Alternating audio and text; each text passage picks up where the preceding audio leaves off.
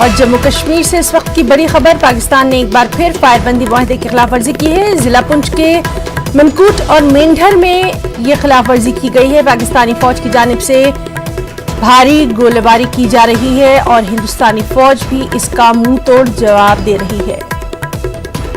तो जम्मू कश्मीर से बड़ी खबर, पाकिस्तान ने एक बार फिर फायरबंदी मुआहदे की खिलाफ वर्जी की है। पुंछ के मनकोट और मेंढर में ये खिलाफ वर्जी की गई है। पाकिस्तानी फौज की जानिब से गोलाबारी की जा रही है, जबकि हिंदुस्तानी फौज भी यानी हमारे जवान भी इसका मुंह तोड़ जवाब दे रहे हैं। पाकिस्तान की जानिब से लगातार फायरबंदी मुआहदे की खिलाफ वर्जी की जा रही है जम्मू कश्मीर में, और इस वक्त की खबर कि जिला पुंछ के मनकोट और मेंढर में ये खिलाफ वर्जी की गई है। पाकिस्तानी फौज की जानिब से भारी गोलीबारी की जा रही है, जिसकी वजह से वहां पर जो माहौल है